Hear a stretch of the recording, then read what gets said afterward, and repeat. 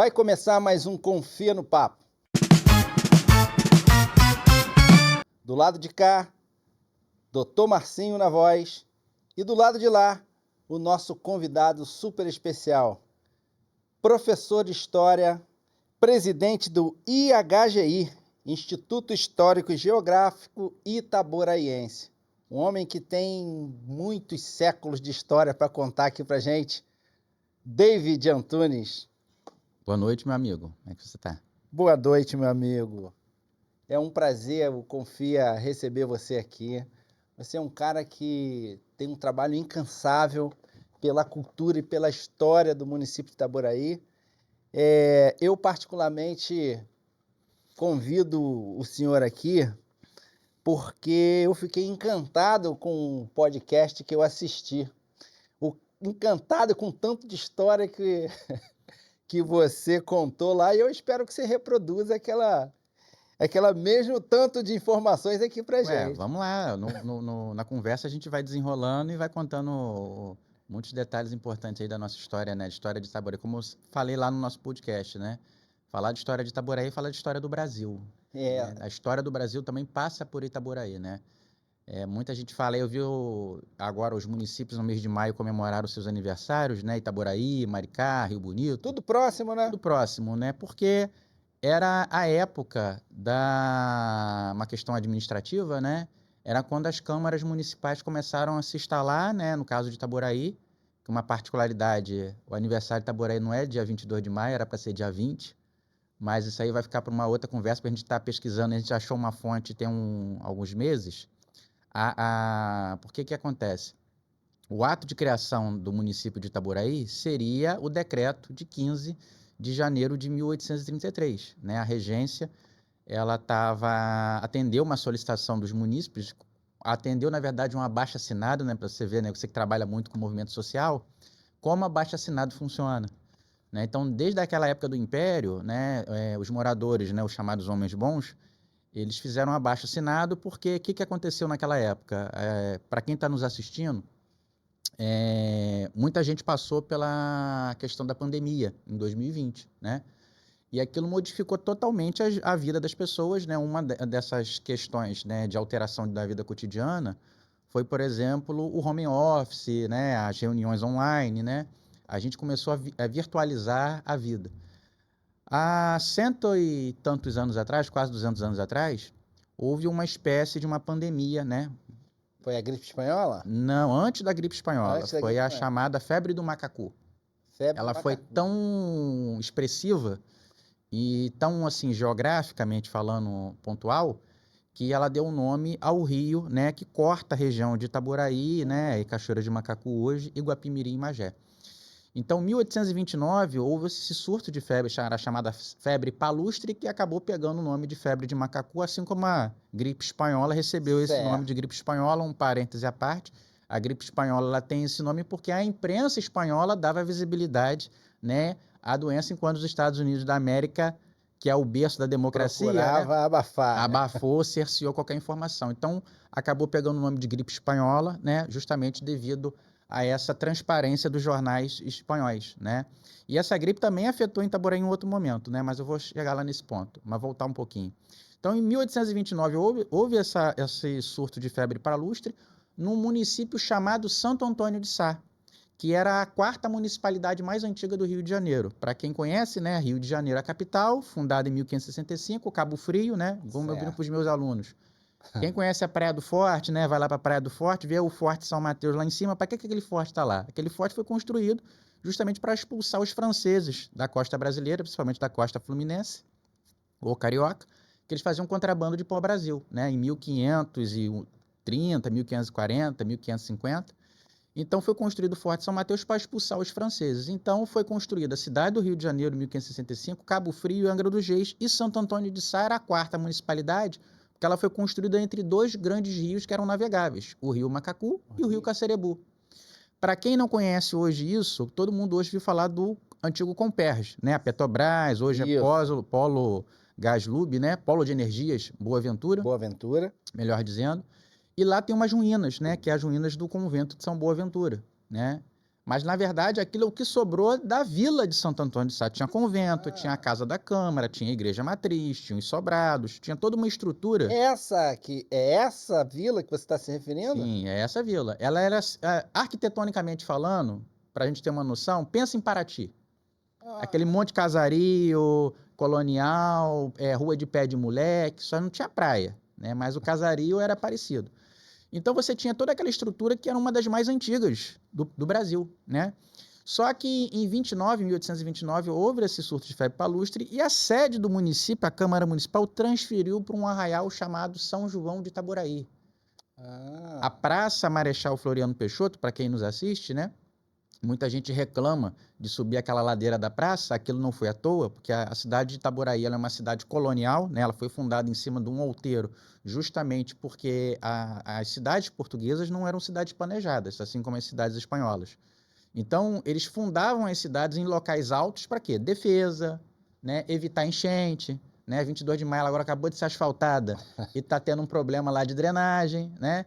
Então, a gente vê que lá no período colonial, as pessoas, mesmo com uma dificuldade, né, de falta de planejamento urbano, isso foi uma consequência até hoje de Itaboraí, né? Muitos problemas da cidade de Itaboraí são derivados dessa... Deixa para amanhã, amanhã a gente resolve. Deixa para amanhã. É derivado, então, é histórico, é cultural você deixar para amanhã, né? É cultural isso. Então, o que aconteceu? A cidade não foi planejada, mas se pensou em construir, né, de se povoar, né, nos locais altos, para você ter uma observação, né? Até pouco tempo atrás, antes do Comperge, as pessoas que iam para a Praça de Itaboraí podiam admirar a Serra dos Órgãos, dava para ver o Cristo Redentor, o Pão de Açúcar, a Pedra da Gávea, né? Subindo na Torre da Igreja, dava para ver a Baía de Guanabara. Então, aquela expansão urbana que está cerceando o centro histórico, né, por ausência de política pública, né, como aconteceu em Ouro Preto, por exemplo, que é uma cidade histórica, e ela é preservada justamente por isso, para preservar essa ambiência colonial. E muita coisa a gente perdeu em Itaboraí justamente por falta de preservação e fiscalização do patrimônio.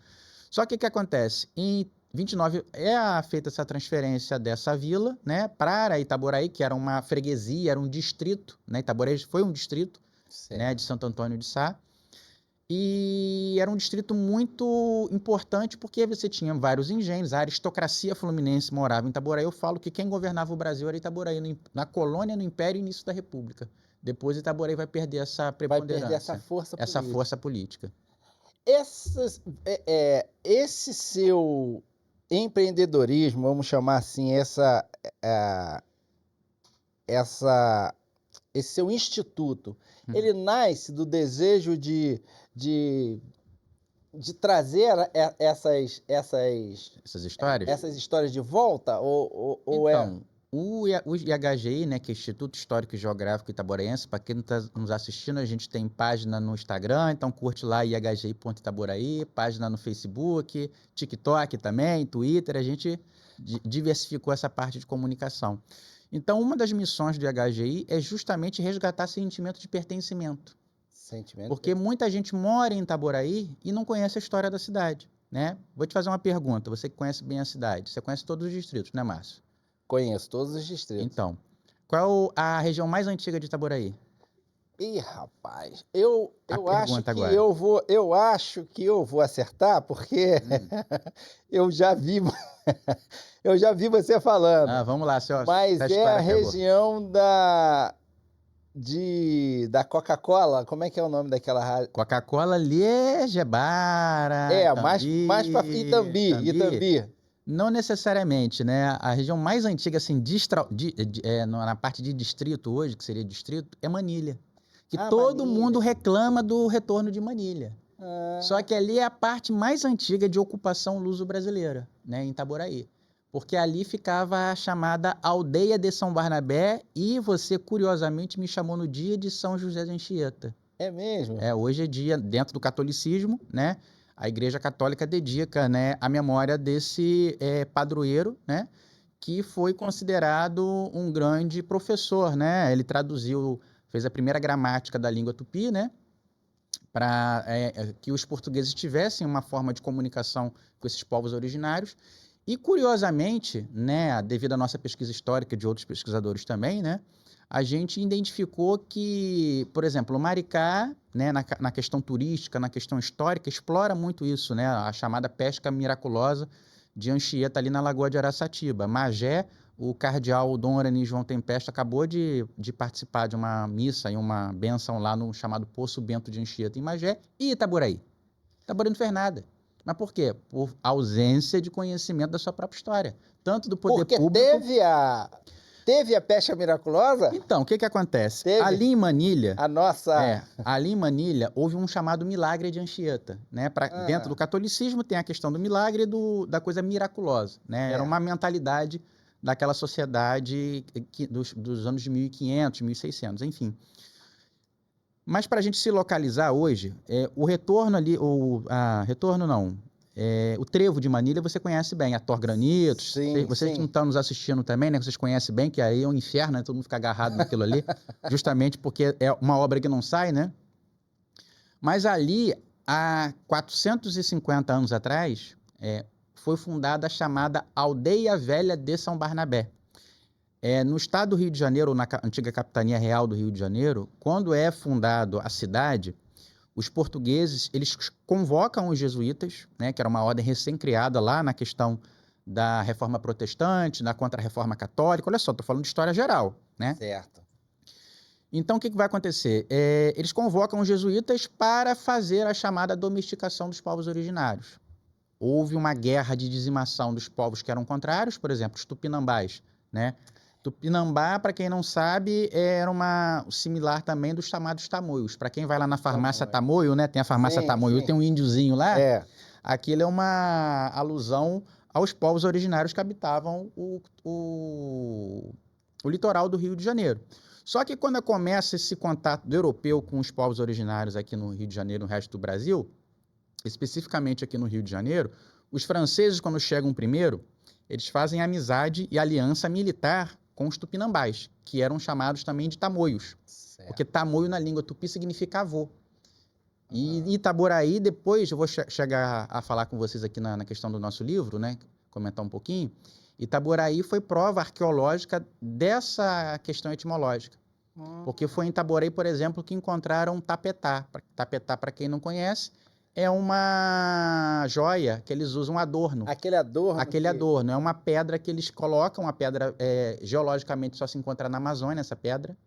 Então, isso é uma prova arqueológica que os índios do Rio de Janeiro, os indígenas do Rio de Janeiro, são descendentes das ondas migratórias da Amazônia.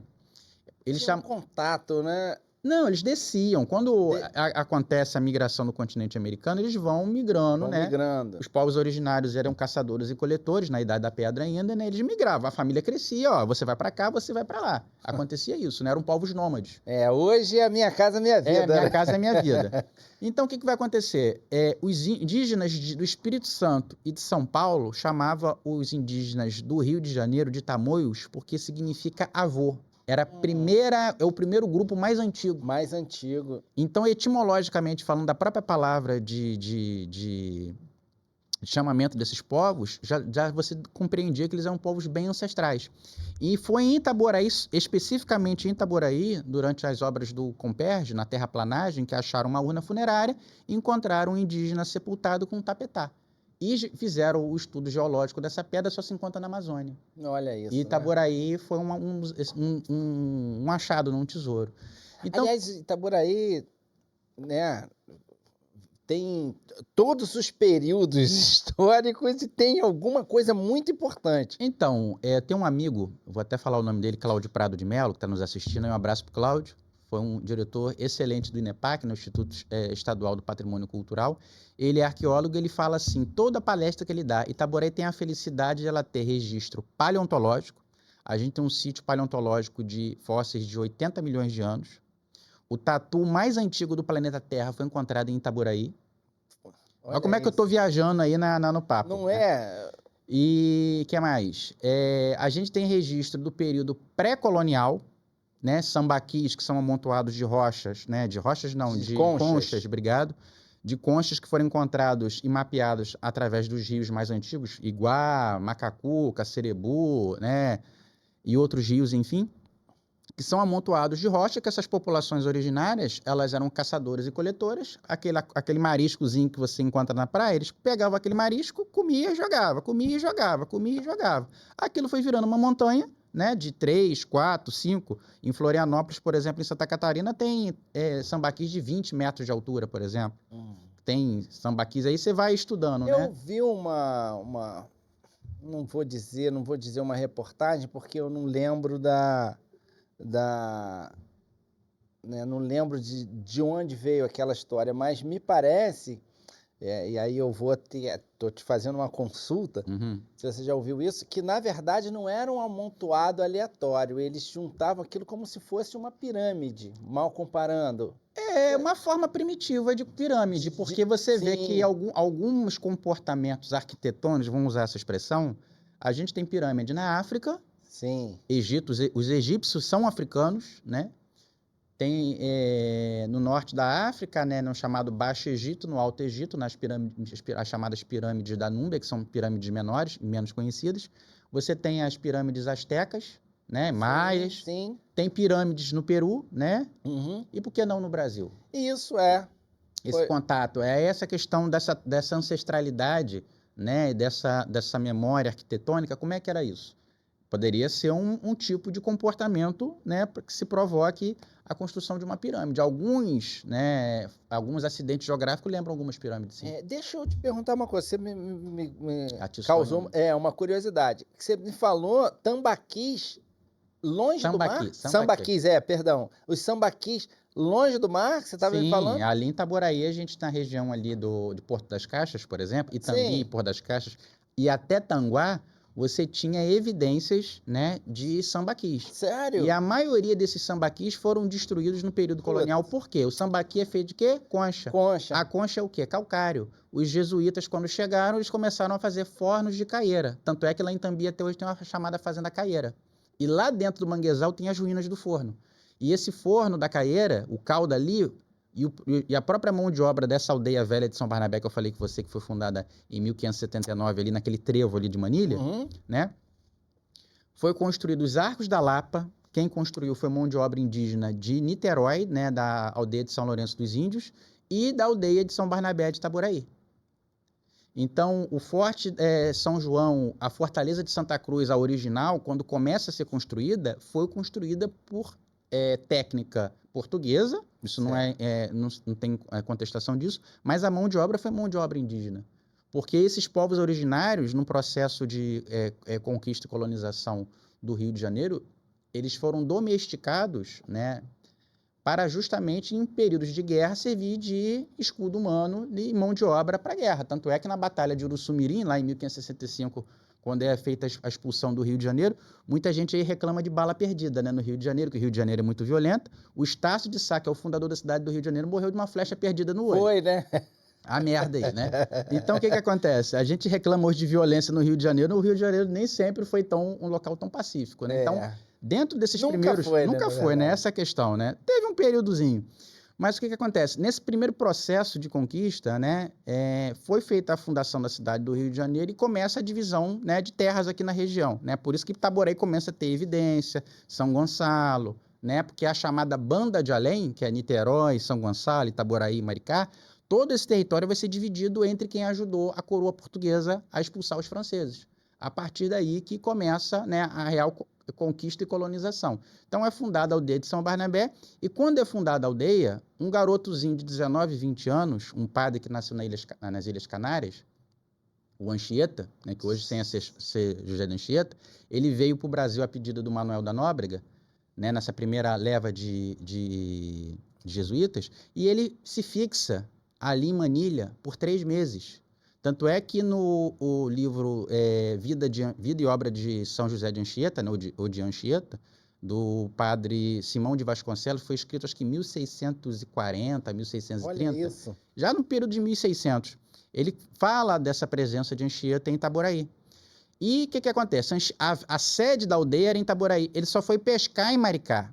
Né? Nessa questão da pesca era miraculosa, ele cita lá que o Anchieta, né? Vou falar os 3 milagres que seriam feitos por Anchieta em Itaboraí, né? Na região da Leste Fluminense. Em Maricá, ele foi pescar com os indígenas para levar peixe para a aldeia em Itaboraí, né, em Itambi. Jogaram a rede, igual o milagre lá de Nossa Senhora. Jogava a Sim. rede, não vinha nada. Jogava a rede, não vinha nada. Ele fez uma bênção, joga a rede de novo. A rede quase voltou rasgando de tanto peixe. E os índios ficavam estupefados, né, admirados com aquela... milagre, milagre, né, com o chamado poder sobrenatural daquele sacerdote católico. Em Magé também, ele estava com sede, né? Os indígenas estavam com sede. Aí ele abençoou novamente o poço, verteu água, assim como Moisés fez lá no Moisés, deu uma porrada com o cajado dele na pedra e minou água. Em Itaboraí aconteceu um outro, sabe aonde? Perto do Plaza Itaboraí. Você conhece o shopping de Itaboraí? Sim. Tem o Rio da Aldeia. É, o Rio da Aldeia. É por isso que tem o nome, Rio da Aldeia de São Barnabé. Uma coisa que sempre me intrigou em Itaboraí, o nome das localidades, né? Ali em Manilha tem um bairro chamado Aldeia Velha. Aldeia Velha. Era a Aldeia Velha de São Barnabé. Por que que aconteceu? Lá nessa Aldeia Velha, só para terminar a questão do milagre dele, os indígenas usavam canoas para se locomover. Não tinha estrada de ferro, né? Então o que que acontecia? Eles tinham uma canoa de uma tora única, uma árvore grande, acho que uns 20 metros de comprimento, né? Como é que fala? Piroga? Acho que é uma piroga o nome, né? Essa piroga de uma tora única, né? Escavada na própria tronco da árvore. E os indígenas, uns 12, 13 homens, não conseguiam empurrar aquela tora para dentro do rio. O que que ele fez? Abençoou a tora e com uma mão só empurrou. Os índios ficaram... Quem é esse Hércules, né? Quem é esse Sansão? Seriam, né? A gente mal comparando. Então, esses seriam os 3 milagres, né? Ou coisas milagrosas que o Anchieta fez, né? E em Itaboraí. Em Itaboraí. E por que que me chama a atenção isso? Eu sou pesquisador, mas o que me chamou mais a atenção de pesquisar a história é porque eu tenho uma ligação com esse povo todo. Né? Quanto mais eu pesquisava a história de Itaboraí, mais eu descobria a minha ancestralidade. Você encontrava sua ancestralidade. Para você ter uma noção, eu descobri ano passado que eu sou descendente do fundador da igreja de São João Batista, o João Vaz Pereira, que nasceu em Portugal em 1597, né? E veio para Itaboraí. E o que que acontece? Um dos filhos dele casou com uma descendente de um português, com uma indígena, que foi o primeiro sesmeeiro lá da fazenda do Carmo, lá em Guapiaçu, né? Guapiaçu. E o que que acontece? Esse camarada, o Gaspar de Magalhães, uma das irmãs dele foi sequestrada pelos índios Goitacazes. No processo da história eu estava olhando. Aí quando eu fui fazendo a ligação genealógica, eu cheguei na ancestralidade dele, né? Minha, né?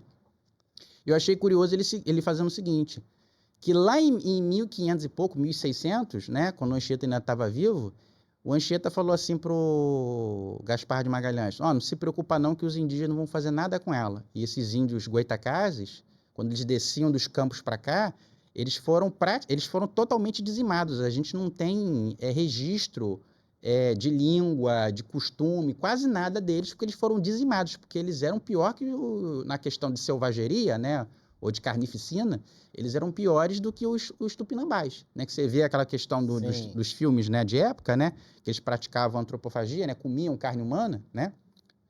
Então, os Goitacazes, eram indígenas de 2 metros de altura, eles eram homens bem parrudos, né, em comparação aos demais indígenas, e eram considerados bem ferozes,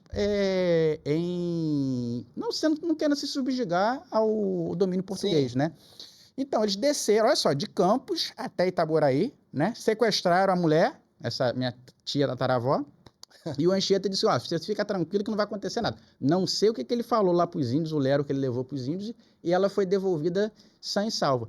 E eu achei curioso que esse antepassado depois foi testemunha no processo de canonização lá em 1600.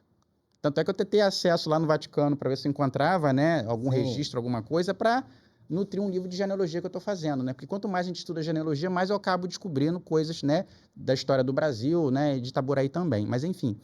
Então, o que acontece? Aquela região ali de Manilha, né, conforme falo para você, e para quem está nos assistindo, é a região mais antiga de Itaboraí e muita gente não sabe, porque você não tem vestígio material mais disso. Os sítios arqueológicos, já na década de 40, 60, o trator passou.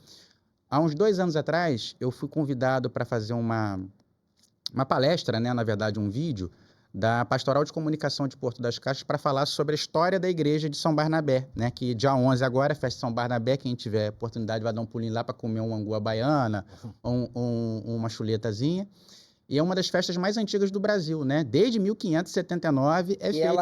Ela acontece? E é em Itaboraí também? E é em Itaboraí. Olha, eu acho que você acabou até respondendo de certa forma, mas assim, eu quero enfatizar. Por que isso? Por que esse, vamos chamar de apagamento? Por que essa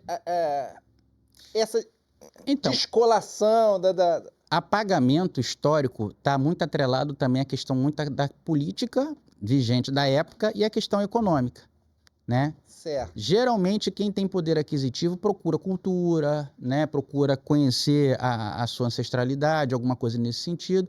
Mas quando você tem alguns determinados grupos políticos, isso não é só agora, isso sempre aconteceu isso, né? De apagamento da história. Né? Por exemplo, quando foi fundada a aldeia de São Barnabé em 1579, a aldeia de São Barnabé ela chegou a ter 3 mil indígenas residindo em Itaboraí. Né, agrupados, né? Eram índios do Espírito Santo, né, de São Paulo, que foram trazidos para cá, eles acabaram se fixando. E ainda tinha a fazenda de Papucaia, que era uma fazenda jesuítica, né? Chegou até também a ter 300 escravizados. Você tinha essa questão também, né, de povos africanos que foram escravizados nesse contexto, convivendo com povos indígenas, né? Só que o que acontece? Devido ao poderio que a ordem jesuítica alcançou nos domínios tanto espanhol quanto português, né, o Marquês de Pombal, em 1759, ele expulsa os jesuítas dos domínios portugueses. Então, para quem conhece, quem gosta muito de turismo, por exemplo, você conhece os 7 povos das missões, lá no Rio Grande do Sul. Né? Uma ruína de uma igreja. Então, era uma estrutura parecida que a gente tinha aqui em menor porte. Né? Tanto é que aqui no Rio de Janeiro a gente tem São Lourenço dos Índios em Niterói. Niterói, né? Exato. São Barnabé, o Morro de São Lourenço. Morro Boaçu? É mais ou menos isso. É uma comunidade, né? Hoje virou comunidade. Né? Virou comunidade. E é o lugar mais antigo de Niterói. Você tinha São Lourenço dos Índios, São Barnabé e São Pedro da Aldeia. Ou Aldeia de São Pedro, que hoje virou município São Pedro da Aldeia. Então essas eram as aldeias jesuíticas mais antigas. E elas ficavam próximas à cidade do Rio de Janeiro, porque, tipo assim, se desse algum problema, chama os indígenas aqui para lutar, vão ficar de linha de frente, deixa os portugueses depois vão atrás, os colonos depois vão atrás, deixa os índios morrer primeiro, era a mentalidade que se tinha naquela época. E eles ficavam na retaguarda, né, para se tivesse alguma coisa. Só que o poderio que eles começaram a adquirir, por exemplo, ali no Morro do Castelo, por exemplo, ficou muito famoso na época do desmonte do Morro do Castelo, o chamado Tesouro dos Jesuítas. Você tinha lá relatos que a empresa que ganhou a licitação na época, em 22, para demolir e arrasar o Morro do Castelo, ela exigiu da Prefeitura do Distrito Federal que, se ela encontrasse o Tesouro dos Jesuítas, era dela. E você tem descrições do século XIX, por exemplo, uma estátua de ouro de 1,5 metro de ouro maciço, um diamante que cabia na palma da mão. Era o tesouro que as pessoas... Existe uma lenda urbana ainda no Rio de Janeiro que acha que está escondido lá. Ainda está escondido, né? Mas, na verdade, a empreiteira já levou tudo. Né? Não, os jesuítas deram um jeitinho e esconderam no chamado Santo Pauoco, né? Tem essa história também. É bem possível. Então, o que acontece? Mas só para voltar para Itaboraí, porque você viu que eu vou viajando na conversa. Então, o que aconteceu? Em 1759, os jesuítas são expulsos, né, dos domínios portugueses e de Itaboraí também. O que o vice-rei do Estado do Brasil vai fazer? O chamado Marquês do Lavradio.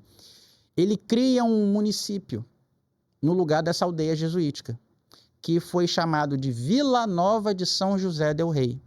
Vila Nova era uma homenagem ao herdeiro do trono português, que era o Dom José, irmão de Dom João VI.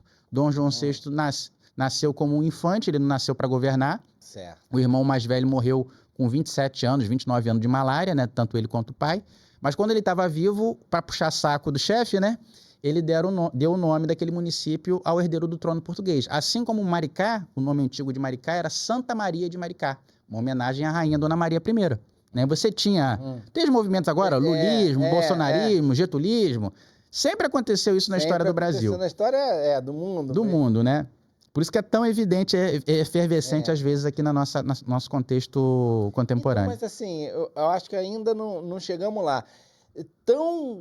Gente, é tão rico de história, tão rico mas como que isso se apagou assim, mesmo com tudo isso que você está me falando, né? Então, eu vou chegar nesse apagamento lá. Aí o que aconteceu?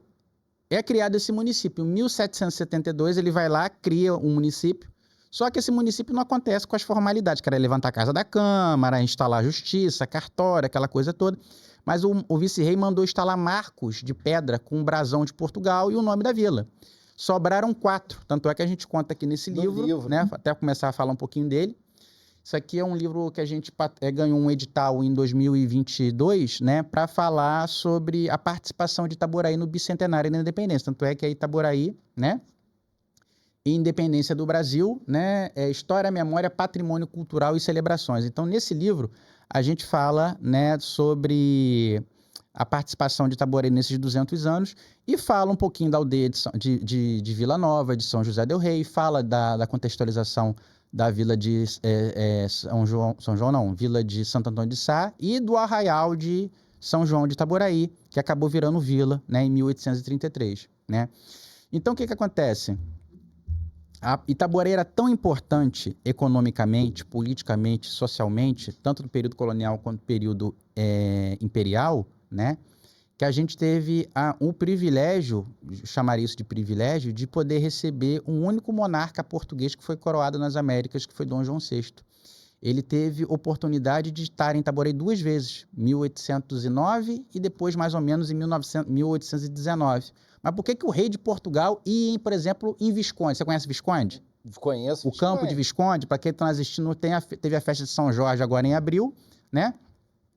Ali contém a questão do Campo de São Jorge, só que ali era o nome antigo dali era chamada Freguesia de Nossa Senhora do Desterro de Itambi. Ali era Itambi. Vamos tirar uma foto aqui, porque a luz está impedindo de olhar a capa. É uma capa clara e a gente vai jogar lá na tela. Esse livro, gente, eu tive o prazer de ser presenteado e li esse livro em 3 dias. Pequeno, mas é riquíssimo, riquíssimo de curiosidades. Então, a gente tem muita informação aqui, né? A gente trabalhou essa questão da contextualização de Itaboraí nesse período joanino, né? Que é chamado período joanino.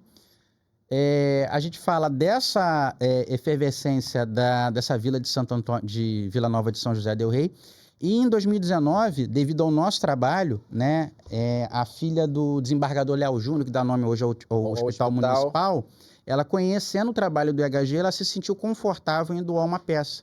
Que muitas famílias ainda, Márcio, em Itaboraí e aqui no resto do Rio de Janeiro, elas guardam tesouros da memória nacional. Só que elas não confiam na administração pública. Não é por causa de partido, político. É um problema da administração pública, porque às vezes quem está sentado na cadeira, especificamente às vezes da Secretaria de Cultura, ela não está interessado em preservação do patrimônio, não está interessado no resgate histórico. Um dos motivos da sua resposta, né, seria esse. Às vezes o gestor escolhe pessoas não adequadas para aquele cargo público, por uma questão de acordos políticos, enfim. Né? Isso não é de agora, isso sempre aconteceu. Sempre acontece. Fecha um acordo político e a pessoa não está nem aí. Então, tá mais para festa do que... Então, às vezes nem festa, só está lá para ganhar salário. Né? E isso acaba criando um apagamento da história, porque uma das missões do poder público é fomentar o patriotismo. Por exemplo, a gente vai ter agora o patriotismo brasileiro em efervescência, que vai ser a Copa do Mundo, todo mundo com camisa do Brasil, bandeira do Brasil, e depois que acaba o futebol, cadê o patriotismo? Cadê o hino nacional? Cadê a história do Brasil? Cadê a história do estado do Rio de Janeiro? Vai na rua ali e pergunta quem sabe cantar um hino do estado do Rio de Janeiro. Ninguém lembra, nem eu lembro mais, porque você não tem esse sentido. Eu vou deixar você fazer a menção que você ia fazer aí, porque eu tenho uma história que eu achei muito boa e eu vou pedir para você contar. Então, aqui eu marco para vocês o que sobrou na aldeia. A gente só tem 2 registros hoje, na verdade 3, né? Que seriam esses 3 marcos, não sei se vocês conseguem assistir aqui, né? Dá para ver. 4 marcos, né, de pedra. Um está em Itaboraí, na casa de Elisoberto Torres, e 3 estão em Maricá, que é a vila e até a ponta de Araçatiba. E um outro, né, poderia ter trago aqui para você, eu acabei esquecendo. A gente recebeu dessa senhorinha de 80 e poucos anos, né, agradeço a ela, se ela tiver a oportunidade de assistir essa nossa conversa, ela doou o sinete da Câmara de Vila Nova. Oi, você me falou isso Tem até a foto dele aqui, tem até a foto, não sei se eu vou conseguir mostrar para todo mundo, mas tem essa marca. Mas uma curiosidade desse sinete é que os vereadores dessa vila eram indígenas. Olha, esse sinete aqui. Você quer fazer o favor de mostrar aqui? Bota ali. Tem a foto, tá em preto e branco. É um carimbo esse sinete? É um carimbo. É um carimbo. É um carimbo. Aqui a gente vai mostrar e depois a gente coloca na tela. E ele tem uma raridade porque é de um município que não existe mais e os vereadores eram indígenas. Olha para isso. Aqui no Rio de Janeiro. Que história curiosa. E você me lembrou de uma outra questão que eu queria falar aqui também contigo. E também vai muito do apagamento. Óbvio que sendo uma cidade colonial e depois, né, como você mesmo disse, imperial, né, ou parte dessa cidade imperial, onde que está a história do povo preto de Itaboraí? Ela tem que ser construída. Tem que ser construída? Por que acontece? Os documentos oficiais, né, quando a gente vai estudar a história, a gente tem alguns instrumentos. Documentos oficiais, né, história oral, né, ou documentos evidências arqueológicas, né? Então a arqueologia hoje ela conta mais porque a história geralmente ela é escrita pelos vencedores, não pelos vencidos. Então a história do Brasil, por muito tempo, ela foi contada pelas elites e não pelos povos marginalizados. Essa questão agora de falar de negros, de indígenas, ela é recente, ela é da Constituição de 88, ela tem, vamos colocar, 38 anos, mas a gente ainda vê resistências nas redes sociais, né, nas publicações. Então, uma das missões do IHGI é resgatar tanto essa memória dessa elite, porque muita gente, não vou falar da elite, de Visconde, de Barão, mas é a turma que tem os acervos. Às vezes a gente vai encontrar a história de povos africanos, ou afro-brasileiros, ou indígenas, nos acervos da elite, né? Então, por exemplo... Esse carimbo aqui, eu vou chamar de carimbo, isso é incrível. Incrível. Pensa... né? Se hoje, como você está dizendo, hoje a gente foi ter uma... A gente pode até passar ele na tela também, uma ministra, né? Uma ministra indígena pela primeira vez. Pensa que isso aqui a gente está falando de que ano? 1772. 1772 você tem aqui a história de indígenas vereadores. Olha que... Com status, alguns até com status de nobreza, como, por exemplo, os filhos e netos do Araribóia, eles foram capitão-mor da aldeia de São Barnabé. Então, os descendentes ficaram lá. Então, a gente só vai ter esse ressurgimento dessa história através da pesquisa histórica. Porque, às vezes, por exemplo, o poder público em Itaboraí, não é o governo municipal, é o poder público de modo geral, ele tem uma séria dificuldade em pedir ajuda.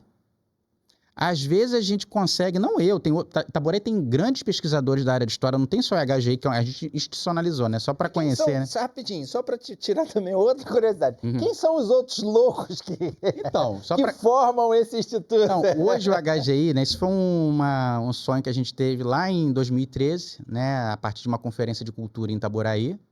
A gente agradece muito a pessoa. Eu acho que ela tem muito arrependimento até hoje por ter juntado um monte de maluco, né? Mas a gente se conheceu. Foi naquela época que a rede social estava começando, a gente estava migrando do Facebook, do Orkut pro Facebook, né? Muita gente não sabe. Já dá para fazer um livro. Já dá para fazer um livro. Então, o que aconteceu? A gente criou o contexto para se conhecer e começar a trocar figurinha. E a partir dali eu falei, não, vamos institucionalizar isso. Porque quando a sociedade civil se organiza, né, em associações, né, ela tem mais força de diálogo com o poder público. Coisa que eu sempre falei isso. O Instituto Histórico e Geográfico, ele não está aqui para ficar dando porrada em poder público. Ele está aqui para contribuir. Exatamente. É a mesma coisa que eu falo do Confia. Quem é o Confia? Ele é um conselho de movimentos, que é exatamente esse o nosso objetivo. É buscar maior força no nosso diálogo. É ser ouvido de verdade. Você vai lá sozinho, é a mesma história de sempre, né? Que a gente faz um figurativo ali com a abelha. Você mata uma abelha com facilidade, mas você não consegue... destruir o coletivo. Destruir a colmeia inteira. Ou numa questão, né? Por exemplo, pega um coisinha de macarrão, você quebra. Agora pega um monte de macarrão, fica difícil de quebrar. Exatamente. É mais ou menos essa lógica. É essa lógica. Então, o que aconteceu? A gente juntou arqueólogo, dentista, professor de história, professor de geografia, jornalista, todo mundo apaixonado por desembargador, né? A gente juntou o quadro agora. Então, tem várias pessoas de diversas áreas do conhecimento e de espectros políticos. A gente tem gente de direita, a gente tem gente de esquerda, tem monarquista, tem republicano, tem agnóstico, tem de tudo. E a gente consegue manter a ordem. É a harmonia, a gente faz sessão, a gente chama alguém para palestrar, a gente sai depois para almoçar ali na Praça Marechal Floriano, toma um açaí, toma um sorvete, a gente socializa. A gente faz o que a gente gosta, estudando história e compartilhando conhecimento. E agora, né, através da possibilidade dos editais públicos, né, esse livro, por exemplo, ele foi produto de um edital, né, a gente ganhou 50 mil reais, né, para escrever um projeto, né, a gente já tinha publicado em 2022 a revista do Instituto Histórico, né, quem quiser acessar vai lá no site do IHGI, né, www.itaboraí.org, procura a revista do IHGI, tem lá na aba inicial, e você tem textos que a gente produz sobre a história da cidade. A gente não espera que a prefeitura, ou o governo do estado, ou o governo federal produza, porque não vai produzir, né? Ele pode incentivar, essa é a missão do poder público. Né? Porque eu sempre falo, história ela é construída, mas ela é também desconstruída. Como eu já fiz muita desconstrução de textos que eram chamados postulados, verdades absolutas sobre a história de Itaboraí, que quando eu vou pegar um documento oficial, não nada a ver isso. Por exemplo, quando Itaboraí... A própria data de aniversário do município. Vamos ver se a gente vai descobrir. Eu vou chegar lá isso. Aí o que aconteceu? Em 1833, né, quando o município se emancipou, essa Vila Nova de São José del Rei, ela foi extinta. Porque não se tinha infraestrutura para manter o município. A gente volta àquele diálogo hoje, né, do Fundo de Participação dos Municípios, por exemplo. O Brasil hoje tem quanto? 5 mil, quase 6 mil municípios. Tem município aí com 800 habitantes, 3 mil habitantes. Aí você tem aquela discussão, é viável economicamente manter um município? Então, possivelmente, houve essa discussão lá no século XIX, era viável manter esse município de indígenas? Você também já tinha aquela questão do preconceito. Um preconceito muito grande, né? Apesar de um avanço inacreditável para a época. Mas sempre a questão do preconceito, né? Sempre existiu um preconceito, como tem um racismo estrutural, né? Um preconceito estrutural do Estado brasileiro, né? De políticas públicas. Tanto é que a Constituição de 88 ela veio cercear muitas das questões e depois a gente botar isso num papel, tirar do papel e exercer, que é a briga hoje social, né? Então, o que vai acontecer? Esse município vai ser extinto porque quando acontece, lembrando que eu falei para vocês, né, daquela pandemia que aconteceu em 1829, a sede do município é transferida lá para a Praça de Itaboraí e fica de 29 até 1832, porque o presidente da Câmara, Alexandre Forte de Bustamante Sá, né, descendente também lá do poder lá do Estácio de Sá, né? O poder nunca se perde, né? Então, o que aconteceu? Ele queria voltar, né, com a sede do município lá para o chamado Compérgio hoje, né, lá para Pôr das Caixas. Só que houve uma briga, porque estava em pandemia ainda, só que ele foi acusado, aí a imprensa caiu de pau em cima dele, porque ele falou, o presidente da Câmara tem uma cerâmica lá do município, ele tá preocupado com as vidas. Ele está preocupado com os interesses econômicos do bolso dele. Ele foi acusado disso na época, né? Como acontece hoje, né? Tem muito interesse não republicano nas administrações públicas. Então, o que vai acontecer? Ele é feita uma votação em 32, só que eram 3 vereadores na época. O que os vereadores escolheram? Um vereador vai, outro vereador fica. De quem é o voto de Minerva? Do presidente da Câmara. Então, por um voto, Santo Antônio de Sá volta. Só que na memória coletiva de Itaboraí, devido a um livro que foi escrito em 1923 do João de Magalhães, que é considerado o primeiro prefeito de Itaboraí, ele diz que quem deu o voto de Minerva para Itaboraí ser capital do estado, né, perdeu para Niterói para ser capital do estado, foi o Barão de Tapacorá, que era ministro de Dom Pedro I. Quando eu comecei a investigar, né, que eu falo que historiador é uma praga, porque ele é pior que advogado e pior que jornalista, eu falo isso, eu sou pior do que advogado. Eu fico brincando com os meus amigos, porque as pessoas me perguntam, você é advogado? Mês passado, eu visitei lá o Palácio Laranjeiras. Ele chamou advogado de chato, eu não sei o que eu faço. Ele é gente boa. Eu tive a oportunidade de conhecer o Palácio Laranjeiras, aí me confundiram com um delegado. Olha só, o policial me confundiu, da segurança do governador. Eu falei, não, eu sou professor de história, cara. Devido, às vezes, a certos comportamentos, né? Aí, o que aconteceu? Em 33, quando é feita essa emancipação, né, de Itaboraí, a sede do município de Santo Antônio de Sá volta lá para Porto das Caixas, né, onde é o convento, né, aquela região das ruínas, e os moradores de Itaboraí ficam, e agora? Pô, a gente era sede do município. Eu falo que o processo de emancipação de Itaboraí, ele é similar à independência do Brasil. Para todo mundo que conhece, sabe que quando Dom João VI vem para cá em 1808 e fica 13 anos no Brasil, o que ele cria? Academia Militar, Biblioteca Nacional, ele cria uma estrutura administrativa, econômica. Os bancos, né? O primeiro banco do Brasil foi Dom João VI que criou, né? E a Caixa Econômica também. Não, Caixa Econômica vai ser o Visconde Itaboraí. Olha isso. Olha só, isso aí já no Império. Aí o que acontece? Quando você cria essa grande infraestrutura e você perde a autonomia do poder, aquela elite vai querer o poder de volta. Então, o que aconteceu com Itaboraí? Quando perde esse monopólio do poder de novo para Santo Antônio de Sá, os moradores ali da praça e os fazendeiros, que era quem tinha a voz ativa, era quem tinha dinheiro, que eram os fazendeiros, os senhores de terra, os senhores de escravos. Eles fazem um abaixo-assinado, que é levado pelo juiz de fora da vila de Santo Antônio de Sá, que era a única pessoa naquela época que era letrado, que fazia faculdade, que era formado em direito em Coimbra. Aquela população era analfabeta. Até dentro da elite você tinha casos de analfabetismo. Sim. Então, quem era o homem letrado era o juiz. Então, o juiz levou os anseios da comunidade ao governo regencial daquela época, que era um dos membros da regência, era o pai lá do Duque de Caxias, o Francisco de Lima e Silva.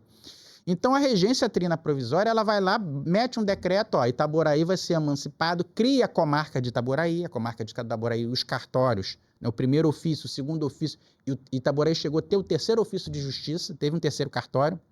Graças a Deus acabou, porque cartório é uma burocracia danada. Nada contra lá os nossos amigos lá dos tabeliões do cartório, que sempre nos atendem muito bem quando a gente vai pesquisar, né? Que eu falo que historiador é chato, né? Deles não, pelo amor de Deus. Marcelo Pop, lá do segundo ofício, sempre solícito com as nossas solicitações, né?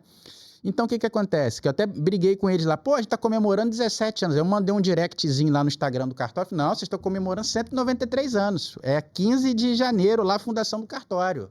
Até para a justiça. Mas, por falta de conhecimento da sua própria história, eles comemoram recentemente. Tanto é que com a cerva de 1800, como é que você vai ter... Se o cartório vai ter 20 anos, né? É uma incongruência. É uma incongruência. Mas, voltando de Itaboraí, o que vai acontecer? É feita uma eleição, né? Os vereadores vão tomar posse na casa do juiz de fora, que eu brigo lá... Agora eu tô brigando, já passei da democracia para briga, né? Mas briga democrática com os outros amigos historiadores que reproduzem, às vezes, uma fonte equivocada. Porque se fala que a sede da prefeitura de Itaboraí foi casa do Visconde de Itaboraí. E nunca foi. Eu fiz uma pesquisa cartorial no livro de foro da paróquia para saber de quem é o dono. Porque você que é advogado, você vai dar razão. Como é que você comprova a propriedade de uma pessoa? Através do RGI. Com certeza.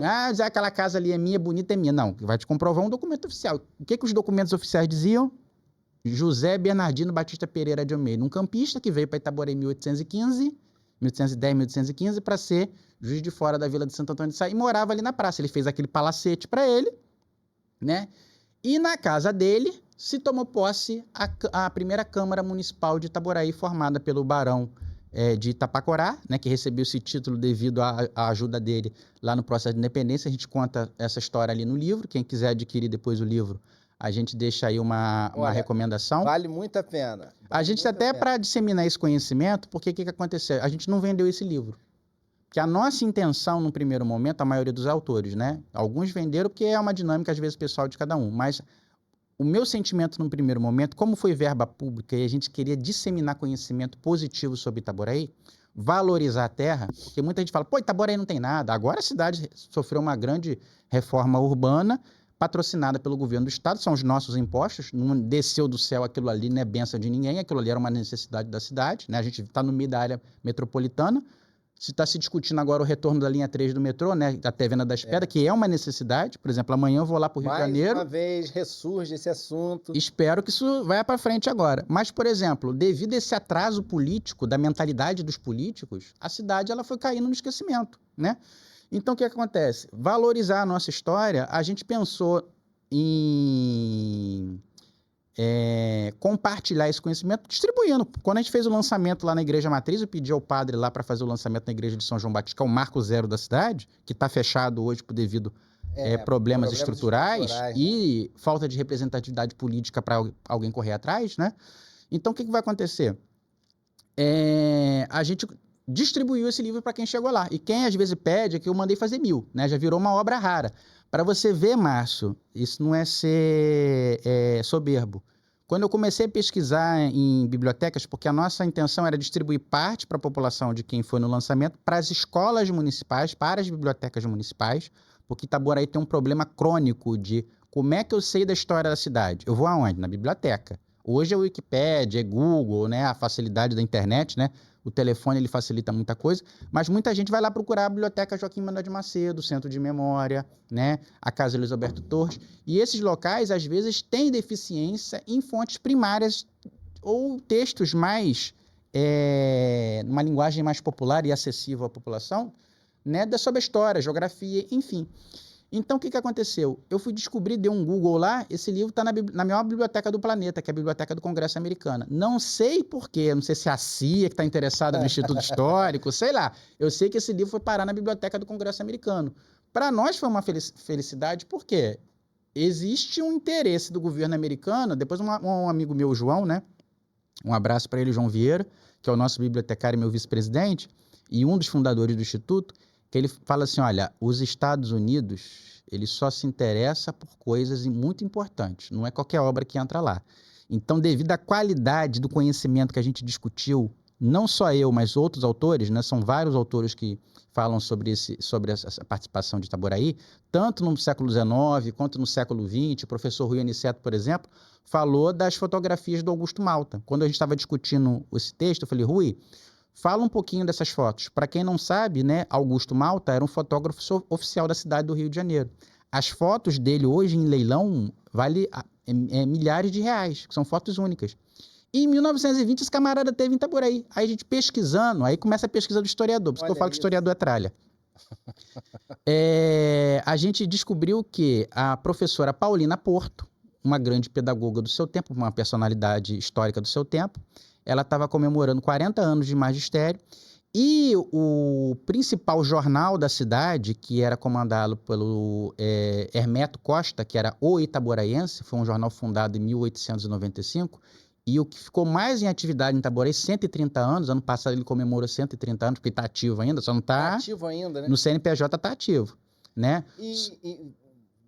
Me refresca a minha memória. Me parece que você ganhou um acervo desse jornal? Não, eu ganhei um outro, do Folha de Itaboraí. Folha de Itaboraí. A Folha, que é um jornal que foi fundado a posteriori em 1948, que também tem 50 anos da memória. Se esse já tem 50, olha aqui. O outro. Então, o que acontece? E esse é diferente do itaboraense, que os donos, eles guardam esse acervo por mais de 100 anos de memória da cidade. Aí tem lei de 1900 e tanto, por exemplo, a história pública e documental e legal de Itaboraí está dentro dos jornais, porque a Câmara Municipal de Itaboraí, na década de 80, um vereador chegou lá, um monte de documento velho, tirou debaixo da escadaria da Câmara, foi naquele mastro da bandeira ali da praça, lascou fogo, fez fogueira santa. Nossa. Então, o documento do século XIX foi incinerado, documento do início do século XX foi incinerado. O arquivo da Câmara Municipal hoje de Itaboraí, dos vereadores, ele é de 1947 para cá. A prefeitura também ela perdeu muita coisa por ausência de noções de legislação arquivística, né?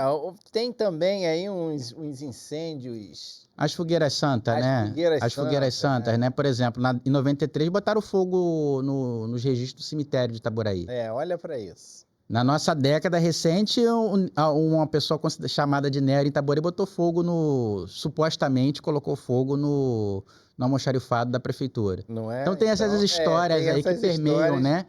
Se foi criminoso, se não foi. Mas voltando a falar do livro, né? Ele é bem curioso porque o Augusto Malta teve em 1920, fotografou, fez fotos históricas da Praça Marechal Floriano, da igreja, da Câmara, da casa, do teatro, né? Uma das personalidades que a gente falou também foi do João Caetano, né? E do João Hilário de Menezes Drummond. Vou pedir o nosso amigo ali para poder passar, né? No site do museu. Antes disso, fala, querido. É porque você estava me falando, né? A dificuldade. O livro é ótimo. O livro é excelente. É pequenininho, não por isso. É muito fácil de ler. teve uma preocupação com isso. Você falou aqui, agora eu vou reforçar. A dificuldade, a linguagem atrapalha muito. A linguagem afasta a pessoa da leitura. Né? Muita erudição afasta. Isso. E eu vou falando uma história aqui, uma história que ficou bem engraçada. Marcada? Para mim, eu achei muito engraçado. Da Carlota Joaquina, não, né? do imperador, que fez uma luta corporal, um duelo. Ah, sim. Então, isso aí é uma... Aí tem histórias e histórias e o lado pitoresco da história, né? Quando a gente começou a pesquisar, né, para falar sobre esse processo de emancipação de Itaboraí, né, eu falei para vocês que Itaboraí se emancipou e em 1835, quando foi feita a primeira reforma constitucional do Império, se dividiu a cidade do Rio de Janeiro como município neutro e escolheram Niterói como capital provisória. E o Joaquim José Rodrigues Torres, que é considerado Visconde de Itaboraí, né, chamado Visconde de Itaboraí, que recebeu esse título a posteriori, ele foi escolhido pela regência como o primeiro chamado governador do novo Rio de Janeiro, né? E lá ele fez uma eleição, convocou a primeira Assembleia Provincial, e olha que particularidade, hoje a gente está com um governador interino, já teve a oportunidade de ter um presidente da Alerj, do seio político de Itaboraí, né? Só que em 1835, o primeiro governador do Rio de Janeiro era de Itaboraí e o primeiro presidente da Alerj era de Itaboraí, não nascido na cidade, que era aquele camarada que eu falei para você, que era o José Bernardino Batista Pereira de Almeida. Então, o poder da província, ou do Rio de Janeiro, ou do estado, a cabeça era Itaboraí, tanto do executivo quanto do legislativo. Olha que importância Itaboraí tinha nesse cenário político. Tem hoje ainda, até desmerecendo. Nem a classe política de Itaboraí sabe do potencial que ela tem. Aliás, a classe política de Itaboraí hoje nem de Itaboraí né? Aí é um outro detalhe. Então, o que acontece? Mas eu, às vezes, conversando, quando eu estava escrevendo um livro com alguns amigos que são funcionários efetivos da Câmara Municipal, que eles têm acesso a algumas atas. O pessoal saía na porrada discutindo política, era batalha ideológica mesmo, dentro dos seus discursos, né? Mas tinha também casos pitorescos, né? Ah, não vou votar em fulano porque fulano roubou minha galinha, ou pegou minha mulher. Tinha esses negócios, né, do brasileirismo, né? Então, mas tem duas coisas curiosas que a gente descobriu, né, fazendo pesquisa, que eram histórias.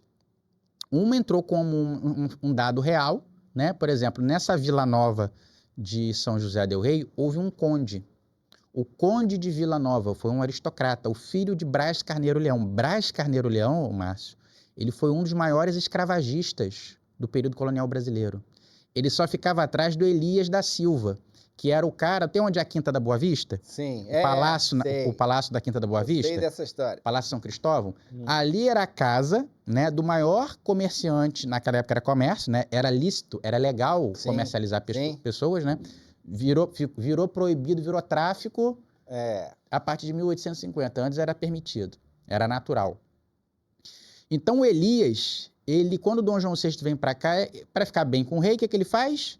Ele doa a melhor casa do Rio de Janeiro para o rei ficar. Em contrapartida, qual é o título que ele vai receber do rei de Portugal? Alcaide Mor da Vila Nova de São José del Rei. Ah, olha isso. Olha a importância que também tinha. Um título de nobreza, ninguém pegava um título lá da Caixa Prego. Ah, você Marquês da Caixa Prego, onde o Judas perdeu as botas. O pessoal pegava lá uma Petrópolis da vida, uma Curitiba da vida. Eu tô lendo a trilogia eu vou pecar porque eu não vou lembrar o nome do escritor. Mas, enfim, eu por acaso li um capítulo agora recente e estava falando dos títulos de nobreza que, ao final da monarquia, né, já ali perto de iniciar a república, numa tentativa de segurar a monarquia, né, na tentativa de se manter a monarquia, foram distribuídos muitos títulos. Né? Você comprava a pessoa pela vaidade. E eram vendidos, inclusive, tinha os valores e tal. Mas antes disso, era uma... Há uma controvérsia nisso. Por que acontece? Não é fazendo advogado do diabo, como se diz o ditado. O Dom Pedro II, a questão da nobreza... Eu até baixei um livro essa semana de 1808, sobre a questão dos estatutos jurídicos da nobreza. Eram 4 nobrezas: a nobreza de sangue, a nobreza militar, a nobreza eclesiástica e a nobreza por mérito. Então, Pedro II, quando ele dava um título de nobreza, ele dava pelo mérito, principalmente se a pessoa fosse abolicionista. Quando a pessoa, por exemplo, fizesse uma libertação em massa de escravizados, ele dava lá, concedia um título de nobreza. Ele deu lá para uma controvérsia, ele deu lá para a Marquesa de... Não, eu estou falando Pedro II, Pedro II. O Pedro I era limpa-trilho, como diz assim, pegava tudo. Até quando voltou, saiu fora do Brasil, ele engravidou uma freira lá na Ilha da Madeira, pra você ver como o cara era pegador. Ele tinha uma fome, pegava escrava, pegava mulher casada. Eu acabei de ver um podcast aqui no TikTok que uma cidade lá de São Paulo escondeu todas as mulheres lá para ele não poder pegar. Os maridos tinham medo. Como é que você vai brigar com o imperador?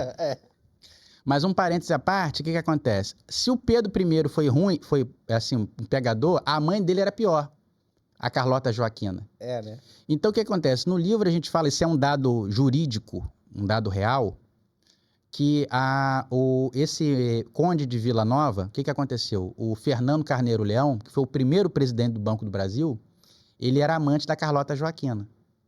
Só que o que acontece? O Fernando ele é casado com a Gertrudes Pedra. E lá em Tanguá tem uma fazenda chamada Fazenda da Pedra, porque a fazenda era deles. Olha só, é uma fazenda que um amigo meu encontrou, o Dalson, né, de Rio Bonito. Um abraço aí pro Dalson. Lá no alto da Serra de Tomascar tem uma ruína de uma fazenda toda construída em pedra, mas ela não tem um nome pelo fato dela ser construída em pedra. É pelo nome da família, Gertrudes Pedra. Certo. E ela ficava no entroncamento entre Itaboraí, Maricá e Saquarema. Ali era a rota de tropeiros. Tanto é que ainda tem um piso de pé de moleque no meio da mata. Olha só como é muito tesouro que a gente tem. Só que é uma área particular, você tem que certos cuidados, você não pode levar qualquer um lá, né? Então, o que acontece? O Fernando era casado com a Gertrudes, só que a Carlota Joaquina era apaixonada pelo Fernando. O que aconteceu? A Gertrudes discutiu com a rainha de Portugal, por causa de um homem, e ela mandou matar a mulher do cara. Eita! Existiu um processo, né? Foi feito um inquérito porque ela contratou um escravizado para matar a mulher do amante com um tiro de bacamarte. Matou a mulher na frente da filha. Eita! E aquilo foi um escândalo no Rio de Janeiro. Já pensou? A rainha de Portugal, filha do rei da Espanha, se trocando por uma mulher comum da plebe, assim, era na nobreza, mas aquele status jurídico você não se comparava. O que Dom João VI fez, segundo a memória coletiva e a tradição da oralidade? Ele pegou os autos do processo, o que fez? Queimou. Porque se a gente parar para lembrar, você que é advogado, você tem lá, na questão criminal, você tem o direito de ampla defesa, você tem o processo legal, você tem que obedecer o Código de Processo Civil, o Código de Processo Criminal, você tem toda uma etapa. E quando o rei, que tem um poder absoluto, é a mulher dele que botou cornos nele, o que ele faz?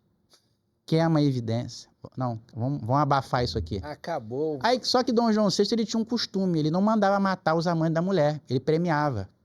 Então, o que acontece? Tu tá pegando minha mulher, peraí que eu vou te dar um título de marquês, um título de barão, vou te dar o cargo de presidente do Banco do Brasil. Pô, o rei me deu um título. Falei, pô, não vou poder sacanear o cara, pô. O cara tá me prestigiando, me enchendo de diamante, aquela coisa toda. E o que aconteceu? Ele recebeu o título de barão. Quando houve a independência, o Pedro I deu o título de conde. O cara pegava a mãe dele, olha só. Como é que política é meio complicado. O pessoal fala que sacanagem. Era quase um pai dele. Aí o que aconteceu? Ele recebeu esse título de conde. E, para nossa surpresa, durante a pesquisa, a gente descobriu o local de sepultamento. Tanto a condessa que foi morta pela Carlota Joaquina, quanto o conde de Vila Nova, eles estão enterrados no mosteiro de São Bento, justamente entre Santa Cecília, né, e São Lourenço, né, que é o padroeiro, né, dos churrasqueiros. Então era um local de destaque, né? Então parte da história de Itaboraí também está enterrada ali no mosteiro de São Bento, ali no Rio de Janeiro, assim como eu também descobri que o primeiro padre de Itaboraí, o Gonçalo Vaz Pereira, está enterrado lá também, né?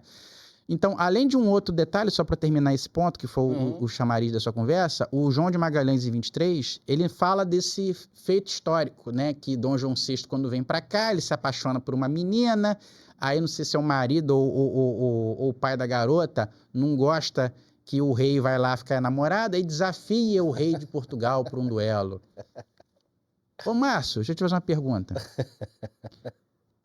É lógico, ou tem cabimento, por exemplo, no nosso momento atual, você desafiar o presidente da República para porrada? Não Chamar tem. ele, o Lula, por exemplo, que é o atual presidente da República. Olha... Não tem lógica. Não tem lógica Não tem nenhuma. se o cara é presidente da República hoje, as liberdades individuais que a gente construiu hoje, ao longo do século XX, a gente pensar em século XIX, que um rei de Portugal ele tinha poder absoluto, o cara vai ser desafiado, eu acho que ele fez uma confusãozinha ali de uma história oral.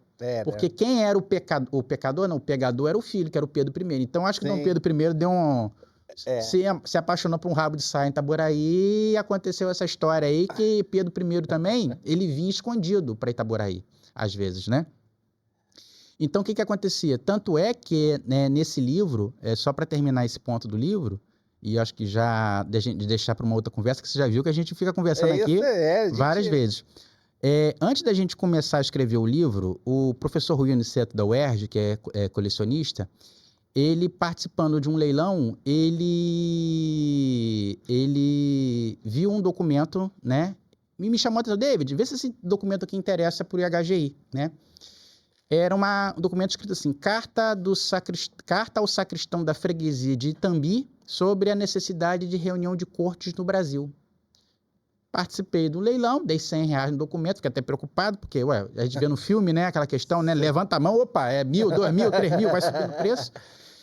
E ninguém deu nada pelo documento. Quando o documento chegou pelo correio, eu comecei a investigar no Google, é um panfleto escrito por Dom Pedro I, o imperador do Brasil, que ele se fazia passar por jornalista para falar bem do governo dele.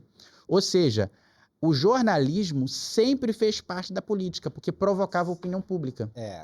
Sempre. E só para terminar, o que acontece? Dessas várias cartas que ele escreveu no processo de independência do Brasil, 2 chamaram a atenção. A primeira carta que ele escreve, que é a Carta ao Sacristão da Freguesia de São João de Itaboraí, sobre os acontecimentos do dia 8 e 9, o dia do Fico. Ou seja, o primeiro imperador do Brasil, ele usa politicamente e geograficamente Itaboraí como referência para falar sobre o processo do dia do Fico. Depois, ele usa outra freguesia tanto importante quanto que era a freguesia de Itambi, para falar sobre a necessidade, Márcio, de uma constituinte para o Reino Unido de Portugal, Brasil e Algarves, no Brasil. E ele usa Itambi. Olha o peso político e institucional que isso tem. Até julho de 1822, Pedro I queria manter a harmonia do Reino Unido. Portugal, quando vem as ordens, volta Pedro para cá, aí a merda fedeu, ele faz o processo de rompimento que ele não queria romper, foi um processo natural que aconteceu político, e ele usa Itaboraí como referência, tanto na primeira carta quanto a carta mais importante, que é a Carta da Constituição, né? E só para terminar essa questão, né? A gente agora, no IHGI, a gente participou de alguns processos de editais, né? A gente ganhou agora R$200 mil, né? Para fazer a institucionalização do museu. Se o nosso amigo puder passar ali aquela parte lá da aba do museu, para quem quiser conhecer, como a gente está com problema de sede, né? A gente tem uma sala lá na Casa de Câmara e Cadeia, só que o prédio foi interditado, né? A gente está com problema lá para poder abrir o prédio, a prefeitura está com uma certa dificuldade de mobilização naquilo ali. Só que, em contrapartida, a gente foi a única instituição do Estado, Márcio, que ganhou 2 editais, um de 200 e outro de 400 mil. Né? Tá com esse dinheiro na conta e não tá podendo usar porque... Eu não sei. Porque tem um energúmeno, provavelmente, que não saca nada de cultura, que está sentando em cima do processo. Gente, já não basta as dificuldades que as associações, que essas lideranças enfrentam de ter que fazer tudo, de ter que construir tudo isso sozinho, e quando num lampejo assim, de inteligência, de sacrifício, consegue a verba para evoluir com o seu trabalho, vem alguém que não saca nada, não saca absolutamente nada de cultura e atrapalha o processo. Pelo amor de Deus, se você não ajuda, não atrapalha. É simples assim. Se você não pode ajudar, não atrapalha. Deixa o pessoal trabalhar. Pô, isso é um trabalho incrível, eu ficaria aqui horas e horas e horas ouvindo essas histórias. E a nossa missão, Márcio, é fortalecer o nome da cidade, é trazer identidade ao povo de Itaboraí. Isso, Tanto é que, por exemplo, aqui eu tô mostrando para vocês, isso foi um trabalho que a gente fez, né? Esses quadros aí, por exemplo, esse primeiro aí é o João Hilário de Menezes Drummond, que a gente fala, né? Tem um texto do professor Edelbrando que fala sobre a história do João Hilário. Isso aí foi uma releitura que a professora Cris Rosa pintou. Eu falei para ela, Cris, você vai participar do edital. Mas como é que uma artista plástica participa do edital? Eu falei, tu pinta o quadro, eu tiro foto do quadro, boto no livro e a gente fica com o livro e ainda fica com o quadro. É questão de lógica. Claro. E questão de inteligência, estratégia. É estratégia, né? Tudo lícito, tudo legal, e a gente ganhou o livro e ganhou o quadro, né? Esse aí é o fundador do Teatro Municipal João Caetano, que era a Casa de Ópera de Itaboraí. Você vê a importância econômica e política, você viu o nível de cultura que uma cidade tem. E Itaboraí, antes de ser município, ela tinha um teatro, uma casa de ópera, e foi esse camarada aí que construiu. Né? O João Hilário de Menezes Drummond, ele era de uma família descendente de escoceses, né? A família Drummond é descendente da Escócia. Ele era amigo pessoal do Dom Pedro I, tanto é que a gente, quando vai fazer o processo de investigação, vocês estão vendo ali, ó, a Ordem de Cristo, que é a cruz, a Ordem da Rosa, ele era cavaleiro depois dignatário, e ali em cima, que é uma estrelinha com uma coroa menorzinha, é a Ordem Dom Pedro I, fundador do Império do Brasil. Poucas pessoas no Brasil receberam essa condecoração, porque quem era mais chegado do Pedro I recebia. Então, ele, por ser amigo pessoal do Pedro I e do Dom Miguel, ele recebeu, foi vereador em Itaboraí, deixou um monte de filho perdido lá na cidade, né? O seu Emar, por exemplo, eu te falei, do seu Emar, José Licério da Silveira Drummond é o quê do senhor? Ah, é meu avô, meu bisavô, e ele era um filho natural, que era chamado filho natural, que eram os filhos não registrados do camarada. Ele deixou uma herança, deixou um monte de propriedade em Itaboraí e deixou o Teatro Municipal pro filho, que não era filho legítimo, não era filho de um casamento, né? Não era na época, né? Hoje não tem mais Pode essa voltar distinção. na outra página, por favor? Então, o que acontece? Aí, foi o processo de restauro, né? Pode voltar aí mesmo. Isso. Aqui. Dá uma volta aí. Volta lá pro site. Isso, então, esses quadros, por exemplo, esses quadros aqui são os quadros da família do Rodrigues Torres, né? Devido a essa credibilidade, Márcio, que a gente conquistou. Cecília Rodrigues Torres. Esse aqui é o Visconde de Itaboraí Neto, que seria. Ele faleceu bebê, né? Os dois faleceram bebê. Esses quadros foram restaurados. A gente vai fazer uma exposição lá em parceria com a Casa Luiz Alberto Torres. O processo de restauração. A gente vai mostrar, né? Esse aí é um quadro, isso aí foi antes da restauração. Vou mostrar para vocês depois do restaurado. Pode passar, amigo, aquele vídeo lá do YouTube, que aquilo ali foi a contrapartida do edital, que a gente ganhou de 200 mil, a gente tem que mostrar os bastidores. Então, isso aí é o processo de restauro, né, que a gente contratou o Vasmar Robertson, que é um grande artista aqui do Rio de Janeiro, e ele teve a capacidade, né, fenomenal de voltar à originalidade dos quadros, né, a mesma técnica, ele foi me explicando, né. Então, aí, gente, isso aí é pode passar, por favor, pode dar um play. Que é o processo de restauro dos quadros, né? Quando a gente começa, o primeiro quadro que a gente recebeu, né, do Manuel Antônio Rodrigues Torres, o filho do Visconde de Itaboraí. Esse é um quadro do Augusto Petit, que foi pintado em 1886. Ele foi deputado provincial, chegou a presidir, né, a Assembleia Legislativa do Estado do Rio de Janeiro, e esse retrato hoje pertence ao HGI. Porque a família acreditou no nosso trabalho. Recentemente, agora também devido a isso, né, a gente tem, ao longo desses 8 anos, né, que a gente começou em 2013, mas se institucionalizou em 2017, né? Certo. A gente foi reunindo acervos, né, de pessoas que acreditam no trabalho dessa equipe, não é só o meu trabalho.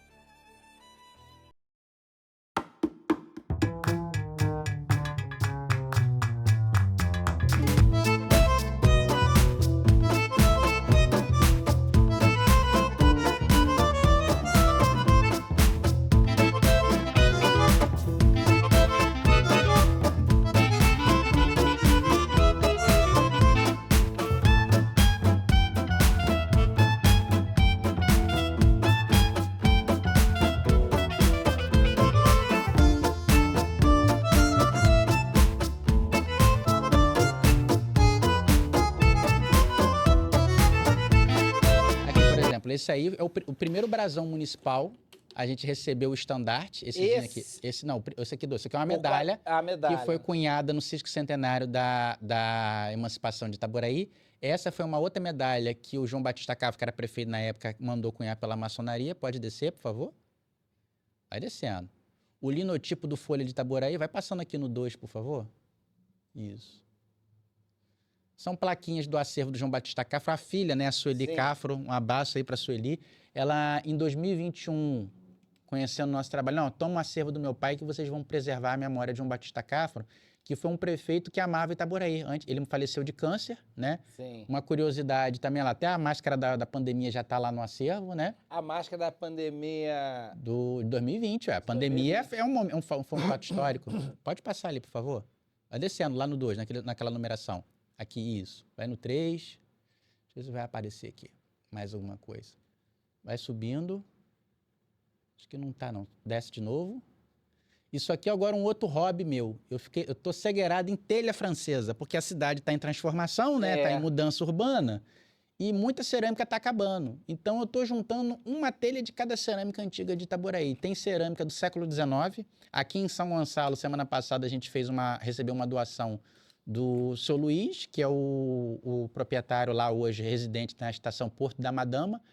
Só lá naquela estação achei 4 telhas de Itaboraí. Uma de Pacheco, Paulo de Lima Brandão, que era dono da fazenda do Engenho do Meio. Então, né? E outras cerâmicas de Itaboraí. É uma contribuição bastante simples. Às vezes você vai lá, olha numa construção antiga que você tem aí, né? A telha tem uma vida útil muito grande, então pode ter sido reaproveitado. Dá uma olhadinha. Se encontrar alguma coisa antiga, fala com a gente que a gente vai... Lá em Tanguá, por exemplo, eu fiz o acervo. pedido lá ao Reginaldo, né? Mandei um ofício para ele, que ele falou, me oficia que eu vou dar um jeitinho aqui. Lá em Tanguá, por exemplo, eu achei uma telha de 150 anos. Uma telha francesa, original de Marseille. Nossa. O nome que é chamado telha francesa, sim. porque ela era fabricada na França, né? Então, o que acontece? Essas outras telhas, depois Itaboraí aprende esse processo, né? Então, o nosso museu hoje, ele está organizado em história de Itaboraí, né? Arqueologia. Então, se a gente resolver o problema da sede, por exemplo, a gente tem legalmente a justificativa de trazer o material arqueológico, por exemplo, que foi encontrado em Itaboraí, de volta para Itaboraí, porque a garotada não conhece o material arqueológico. Como é que você vai conhecer? Eu estou falando de um sambaqui, Márcio. Outra coisa é você mostrar para uma criança, um adolescente, o que é um sambaqui. Um tapetá, por exemplo, que está ali no livro. No livro a gente fala o que é um tapetá, mostra foto, uma urna funerária. Todos esses achados arqueológicos hoje de Itaboraí são levados para fora da cidade.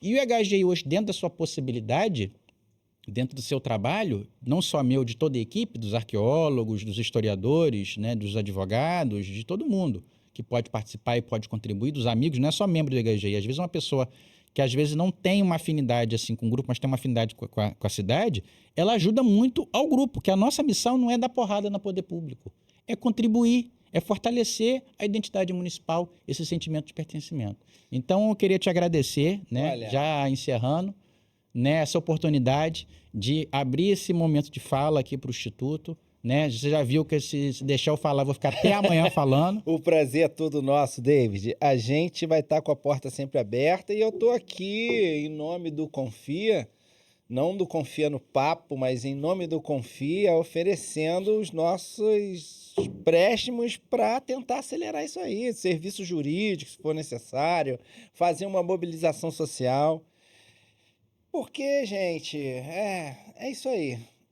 Eu... que fico muito honrado de tê-lo recebido aqui, ficaria horas e horas e horas ouvindo, mas isso é bom, que deixa um gostinho de quero mais, e a gente marca um novo encontro para falar sobre outros assuntos, né, que serão... A gente tem paleontologia para falar, aí até pouco tempo, eu já estou puxando assunto de novo. A gente publicou um vídeo no YouTube não, republicou um vídeo da Rede Globo, no nosso canal no Instagram, deu 170 mil visualizações. Olha aí. Que foi o trabalho de doutorado do Tavinho, lá do Parque Paleontológico. Ele, enquanto paleontólogo, cria de São José, filho de Itaboraí, ele publica um trabalho sobre um achado paleontológico, né? Que Itaboraí, para quem não sabe, a importância desse sítio é tão grande que Itaboraí dá o nome da Era Itaboraiense. É uma era geológica, devido à importância que Itaboraí tem no cenário, né, da paleontologia internacional. David, mas isso aí fica para um outro momento. Fica. Muito obrigado mesmo pela sua presença. Muito obrigado por ter enriquecido o nosso trabalho aqui também, que esse é o nosso objetivo. Não tão nobre, tão específico quanto o seu, mas trazer histórias de pessoas comuns, pessoas que com o seu, né, com seu lampejo, com o seu trabalho doado em prol da população, constrói coisas maravilhosas, assim como é o seu instituto e o trabalho que dele advém, né? Isso é muito grande, muito bacana. E confia no papo, trouxe esse papo maravilhoso. Eu acho que você merece até uma salva de palmas. Isso foi muito bacana. Obrigado, Márcio. Obrigado para você que nos assistiu. Um abraço e até a próxima.